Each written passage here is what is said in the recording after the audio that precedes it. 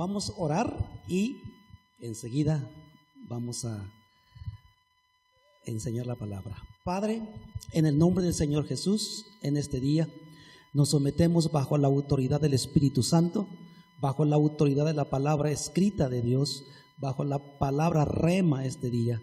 Espíritu Santo, gracias, queremos que tú seas nuestro maestro, nuestro instructor. Danos capacidad de comprensión y de entendimiento y de asimilación a la palabra de nuestro Padre. Gracias en el nombre de Jesús. Amén. Dios los bendiga y también Dios bendiga a nuestros hermanos que nos ven en el canal.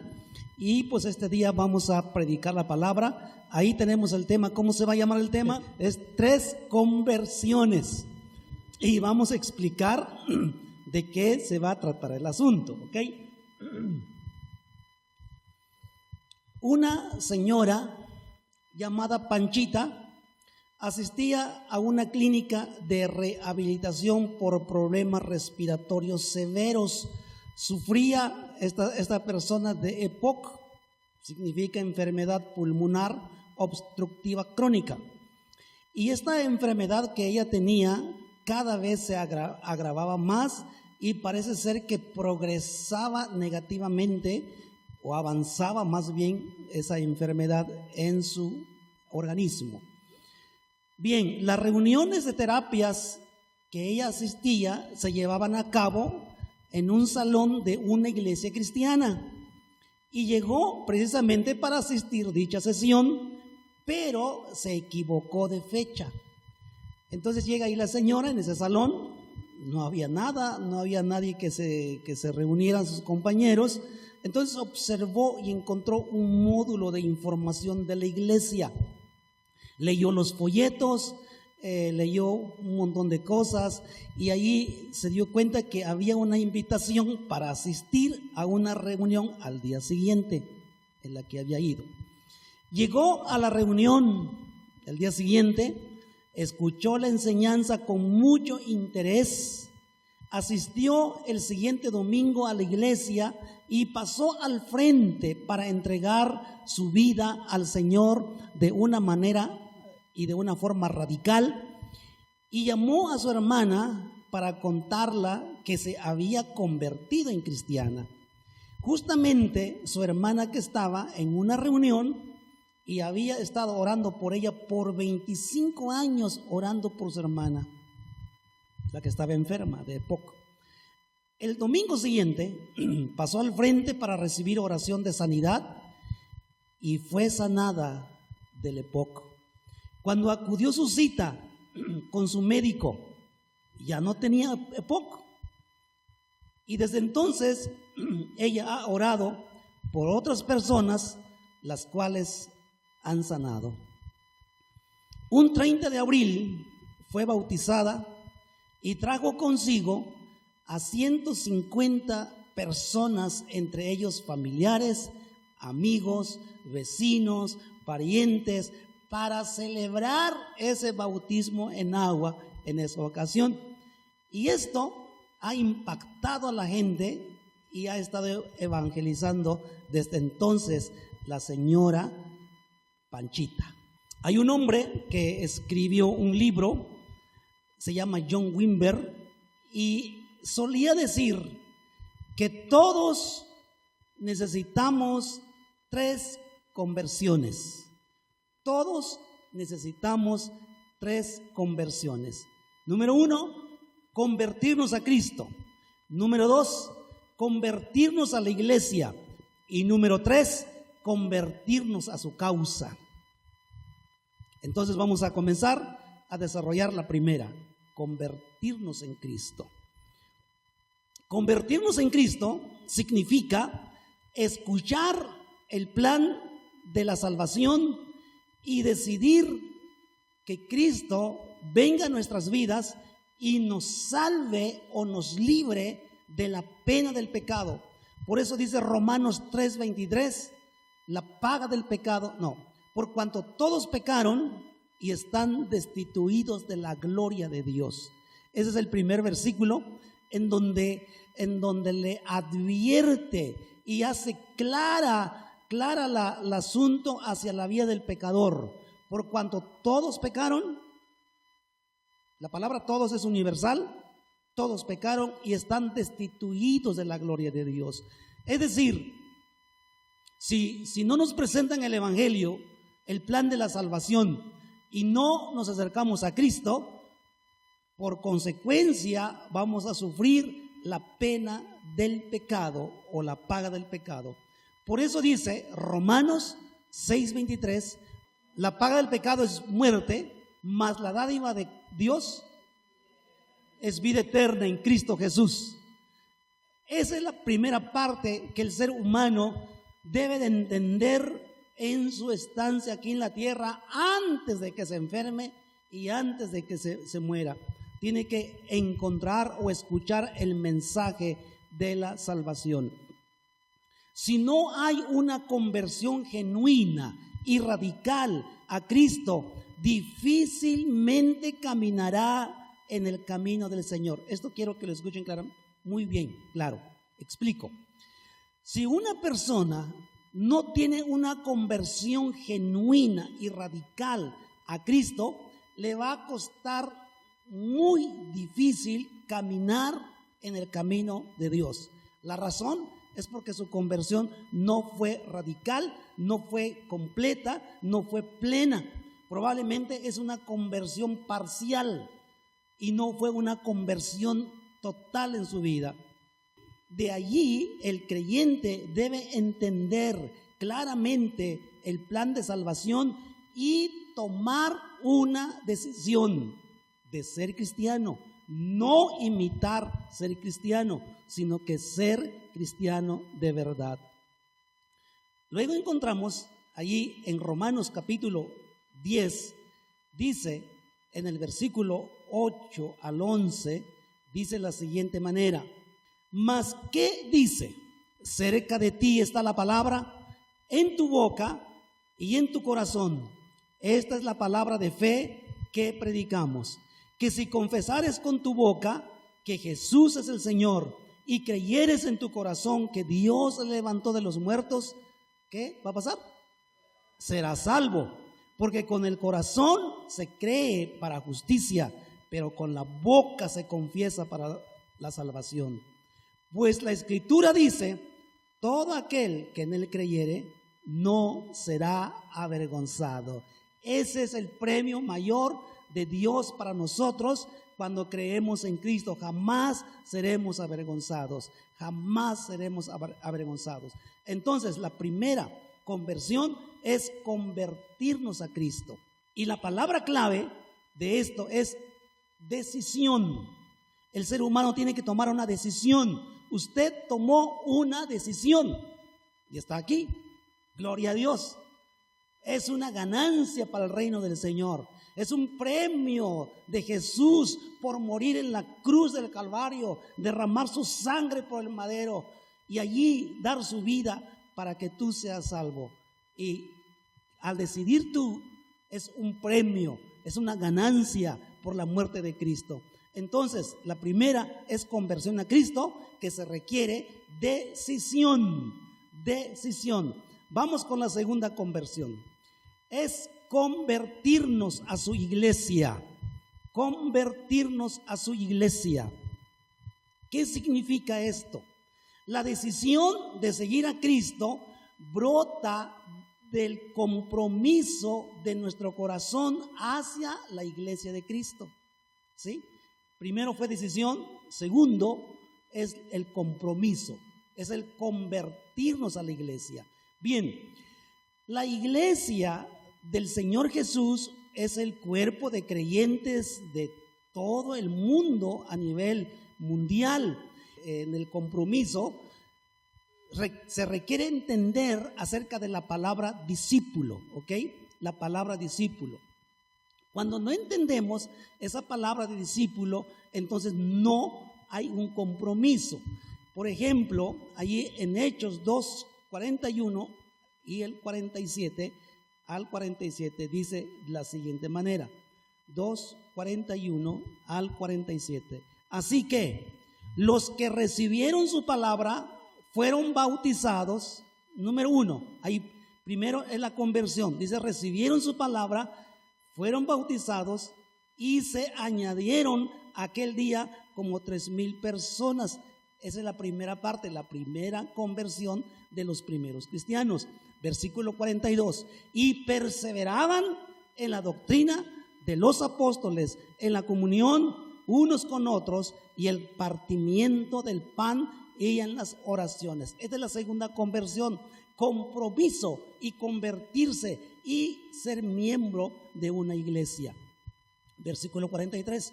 Y sobrevino temor a toda persona, y muchas maravillas y señales eran hechas por los apóstoles.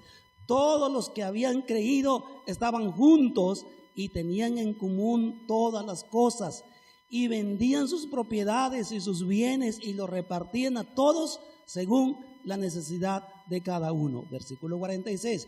Y perseverando unánimes cada día, aquí todavía estamos hablando de compromiso, en el templo.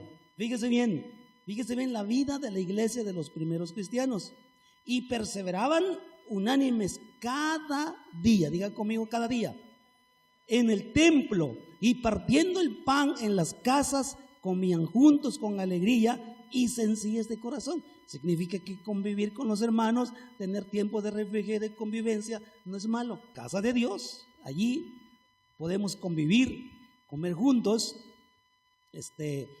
compartir nuestra alegría, nuestro gozo y también nuestra comida, alabando a Dios y teniendo favor con todo el pueblo, y el Señor añadía cada día a la iglesia los que habían de ser salvos. Cuando un creyente, después de haber pasado el primer paso y viene al segundo paso, si no se convierte en discípulo, no podrá tomar el compromiso de lealtad y fidelidad a una iglesia. Entendamos este punto. Convertirnos a Cristo es una decisión. Convertirnos a la iglesia es un compromiso. Y para que ese compromiso brote en nuestro corazón, tenemos que entender acerca de la palabra discípulo. El cristiano es como un calificativo que se le da a un creyente, pero realmente en la Biblia encontramos muchas más ocasiones, más veces la palabra discípulo refiriéndose a los creyentes. Pero la palabra discípulo sí se encuentra muchas veces en la Biblia, y ese es el nombre o el calificativo que debemos tener los cristianos o los discípulos o la gente que creemos en Cristo, ser discípulos. Entonces, ser discípulos nos lleva a un compromiso de lealtad y fidelidad a la iglesia. Nos identifica más si tomamos responsabilidades y descubrimos qué es lo que vamos a hacer en la iglesia. Cuando el creyente se convierte en discípulo, toma el compromiso de lealtad y allí trabaja y se estabiliza y se ocupa. ¿Ok? Se ocupa. Ese compromiso le lleva a la ocupación. Así como vemos nuestra historia de Panchita, en un domingo pasa al frente, toma la decisión de aceptar a Cristo, la otra semana pasa al frente, oran por ella por sanidad, Dios la sana y comienza a predicar el evangelio, y el día que fue bautizada llevó 150 personas. Quiere decir que de inmediato tomó un compromiso y dijo: ok, vamos a predicar el evangelio, porque el evangelio es la verdad y es verdad. Número 3, conversión número 3, convertirnos a su causa, convertirnos a su causa. Entonces la primera fue decisión, número 2 es compromiso.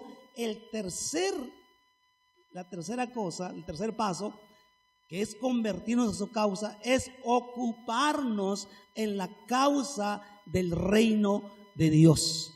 Ocuparnos en la causa del reino de Dios. Descubrir exactamente qué es mi actividad o en qué me voy a ocupar en el reino de Dios. Ser cristiano, ser creyente, no es solamente creer en Cristo, sino descubrir entonces por qué Dios me salvó, por qué Dios me perdonó, por qué voy a ser creyente, por qué voy a ser hijo de Dios, qué es lo que Dios quiere después de que soy hijo de Dios. Allí en ese punto es donde tenemos que descubrir nuestros talentos, nuestras habilidades, los dones del Espíritu Santo que vienen a nuestra vida, y es ponerlos al servicio para la edificación de la iglesia de Cristo, y en particular pues en mi congregación donde me estoy congregando. ¿Dicen amén? Fuerte ese amén. Entonces, hermano, descubre cuál es tu talento, descubre tu habilidad, descubre tu don que Dios te dio y ponlo al servicio de Cristo para la edificación de la iglesia del Señor. Un discípulo de Cristo siempre será productivo a comparación de solo ser creyente. Lo voy a repetir, eso está muy bueno. Un discípulo siempre será productivo a comparación de solo ser un creyente. Pregunta: ¿usted quiere ser discípulo o quiere ser creyente? Más discípulo que creyente, lógicamente es creyente, que cree en las promesas de Dios, crees en Dios, pero sé un discípulo, hermano. Y cuando usted sea un discípulo, no sabe lo que va a pasar. El compromiso, que es el tercer paso, el ocuparse, el compromiso es tomar las necesidades y buscar las maneras, cómo colaborar a que esas necesidades se cumplan o se lleven a cabo, o las tareas en que me debo ocupar y responsabilizarme en esto. En el cuerpo de Cristo, en la iglesia mundial, en los creyentes de todo el mundo, porque pues son creyentes y muchos de ellos pues siempre hay que frecuentarlos, hay que arrearlos. Hermano, no falte la iglesia, hermano, ven a orar, hermano, lee la Biblia, hermano. Un discípulo desde un principio comienza a aprender sus responsabilidades y su compromiso, y son personas que caminan por sí mismos, caminan en la vida cristiana y van creciendo en Cristo Jesús. El creyente, hermanos, ve problemas a veces en su congregación, hay que pararnos firmes y pelear por la causa y decir: Dios, no es posible que suceda eso. Voy a orar, voy a interceder, voy a ayunar en el nombre del Señor para que las situaciones se arreglen y tengan una solución. Siguiente paso es buscar la realización de la causa de Dios. En última instancia, nadie puede detener la causa de Dios. Dios empezó una obra en este mundo enviando a su Hijo Jesús. Murió Jesús por todo el mundo para salvarnos. Esa causa nadie lo detendrá, ¿de acuerdo? Nadie lo detendrá. Ha habido en el tiempo pasado reyes, ha habido gobernantes que han tratado de detener el evangelio y nunca lo han logrado. En Hechos capítulo 12 vamos a encontrar un caso que sucedió a los comienzos de la iglesia de Cristo. Hechos 12, versículos 22 al 23, dice: y el pueblo aclamaba gritando: voz de Dios y no de hombres. Al momento, un ángel del Señor le hirió por cuanto no dio la gloria a Dios, y expiró comido de gusanos. Está hablando de un Herodes de aquel tiempo. Y este Herodes, un día le entró la soberbia, le entró el altivez y el orgullo, y entonces dijo: yo soy el salvador del mundo, yo soy Herodes y yo soy el que gobierna aquí y no hay más. Entonces la gente estaba proclamando, gritando: sí, claro que sí, esa voz es voz de Dios, no es voz de hombre. Sí, nosotros te queremos que seas como Dios. Y en ese momento vino la mano de Dios. ¿Y qué pasó? Murió, dice al momento, un ángel del Señor le hirió. ¿Se fijan? ¿Se fijan? Un ángel del Señor le hirió, es decir, vino y le trajo juicio, y dice, por cuanto no dio la gloria a Dios, y expiró comido de gusanos. Herodes disfrutaba del éxito de su gobierno a través del imperio romano, disfrutaba la popularidad, disfrutaba el poder y la inmensa riqueza, y la gente lo proclamaba a Dios, y en ese momento cayó muerto y allí se le acabó todo. Esto hace un contraste total con la vida de Herodes y la palabra de Dios. Y dice el versículo 24, dice, pero la palabra del Señor crecía y se multiplicaba. Herodes murió ahí en ese momento y la palabra de Dios se comenzó a difundir más. ¿Y saben por cómo llegó el evangelio a nuestro continente? Es a través de los trabajos misioneros del apóstol Pablo. Y evangelizar Europa y Asia fue posible que el evangelio llegara a nuestro continente. El evangelio nadie lo ha detenido y jamás y nadie lo detendrá. No habrá hombre, no habrá otro ser que pueda detener el evangelio. El evangelio seguirá avanzando. El evangelio que llegó a tu corazón, el evangelio que te salvó y te perdonó, el evangelio que te da gozo, paz en tu corazón, ese evangelio nadie lo detendrá a menos que tú lo detengas, pero nadie lo detendrá. En el Antiguo Testamento hubo un rey llamado Nabucodonosor, el rey de Babilonia. En un momento de su vida también de alto prestigio y de popularidad, dijo, ¿quién hizo esta Babilonia? Pues yo construí esta Babilonia. Y en ese momento perdió su gloria y su imperio, y dice la Biblia, se convirtió como un buey. Y su gabinete se dieron cuenta del palacio y lo llevaron al campo para que allí viviera juntamente con el ganado. Y dice, allí pasó 7 años como animal. Y dice, hasta que levantó sus ojos al cielo y reconoció a Dios. Dice la Biblia que le fue devuelta la razón, y su gabinete lo fueron y lo buscaron y lo regresaron al palacio.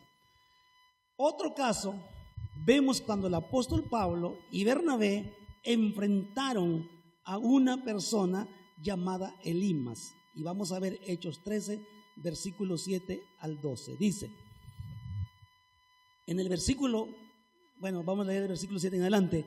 Y que estaba con el procónsul Sergio Paulo, varón prudente. Llamando a Bernabé y a Saulo, deseaba oír la palabra de Dios. Fíjese bien, un procónsul, un hombre importante, un hombre político, un hombre que tenía deseos de oír la palabra, y había escuchado a Saulo y a Bernabé y dijo, yo quiero ver a esos hombres y quiero escuchar la palabra. Pero les resistía Elimas, el mago, pues así se traduce su nombre, procurando apartar de la fe al procónsul. ¿Se fijan? Siempre en la predicación del evangelio va a haber siempre un obstáculo. Todas las cosas que suceden en nuestra vida buenas, siempre va a haber un obstáculo. Aquí la palabra se estaba predicando a una persona que deseaba, y vino el obstáculo, Elimas. Dice, procurando apartar de la fe al procónsul.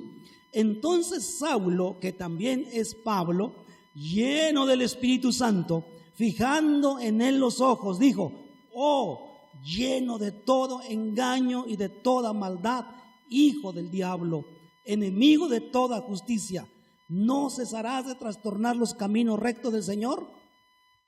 Ahora pues, he aquí la mano del Señor está contra ti, y serás ciego y no verás el sol por algún tiempo. Inmediatamente cayeron sobre él oscuridad y tinieblas, y andando alrededor buscaba quien le condujese de la mano.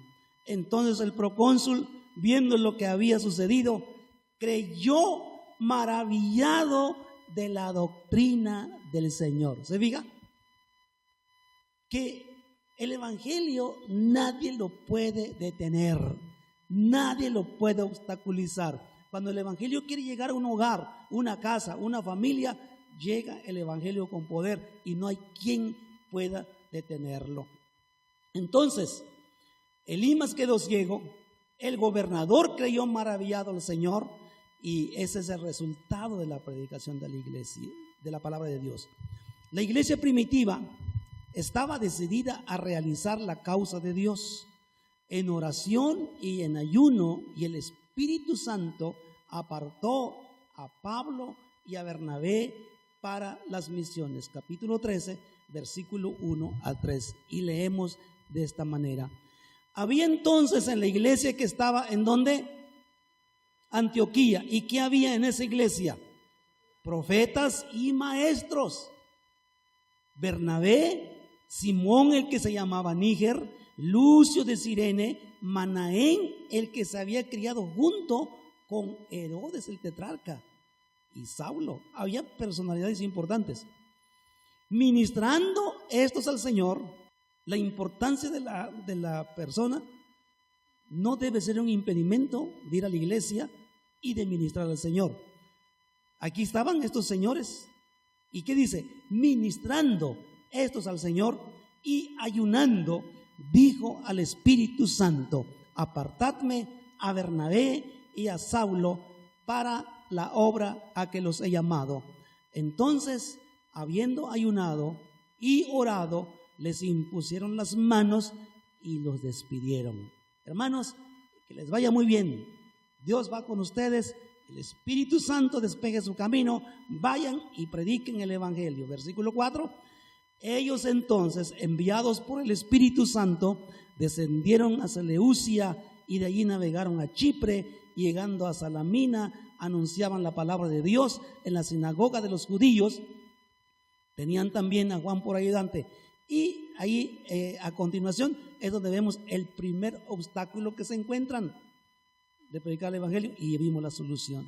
Bien, la iglesia primitiva estaba dispuesta a realizar la causa de Dios. Estamos en el punto número 3, que es el convertirnos a su causa y ocuparnos en su causa. Entonces la iglesia primitiva agarró su tarea, tomó su tarea, y estaban decididos a realizar la causa de predicar el Evangelio, porque Jesús en Hechos capítulo 1 versículo 8 les dijo: y cuando venga el Espíritu Santo sobre ustedes, me serán testigos en Jerusalén, en Samaria, en Judea y hasta lo último de la tierra. Tenían una misión y una causa que hacer.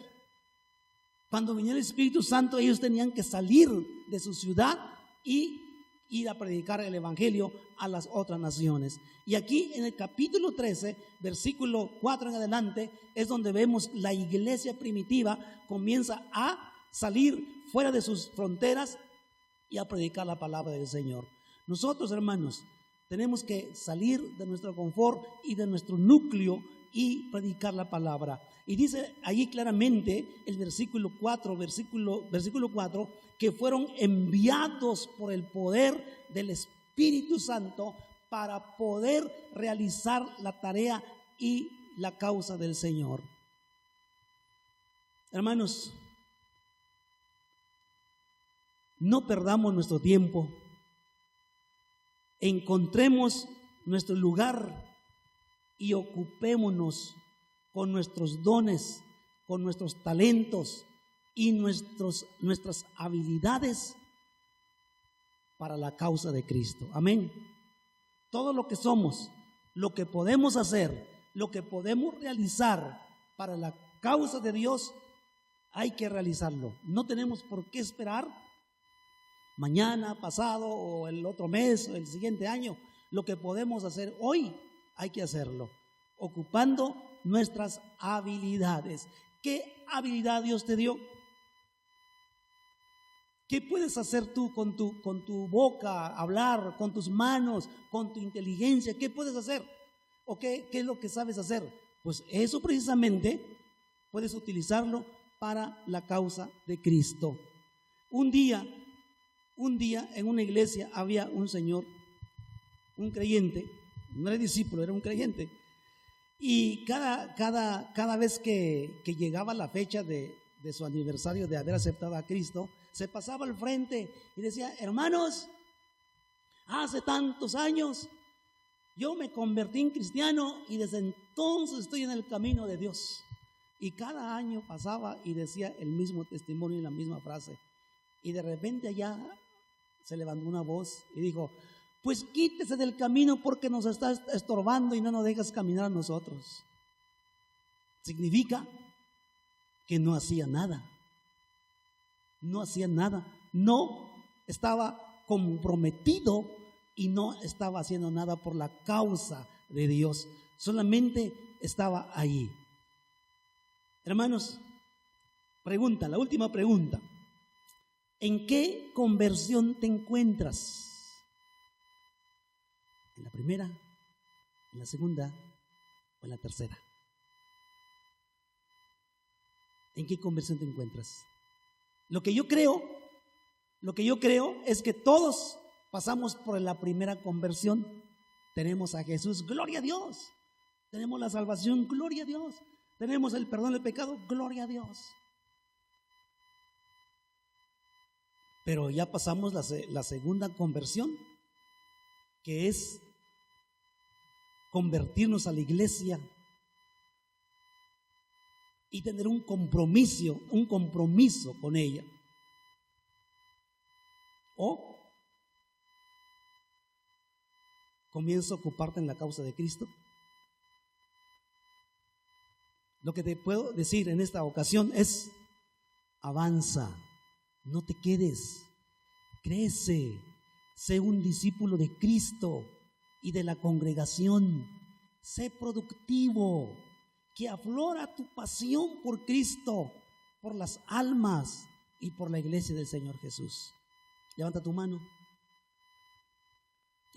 en alto, repite conmigo: Señor Jesús, muchas gracias por haber llegado a mi vida, por salvarme de mis pecados y de la pena de ese pecado.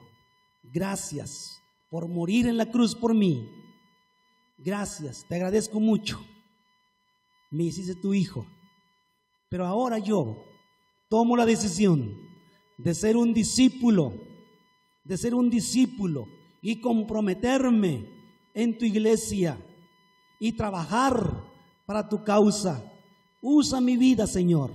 Usa mis talentos, mis habilidades. Usa el don que has puesto en mí para tu causa, Señor. Gracias, Espíritu Santo. Usa mi vida. Mi vida está en tus manos. Y tú eres mi maestro. Eres mi santificador. Y te amo. Y me abandono por completo a ti. Gracias, Padre. En el nombre de Jesús. Amén. Dale un fuerte aplauso al Señor Jesús por tu vida y por la obra del Señor Jesús, por el poder del Espíritu Santo, y déjate usar por el poder del Espíritu Santo. Amén.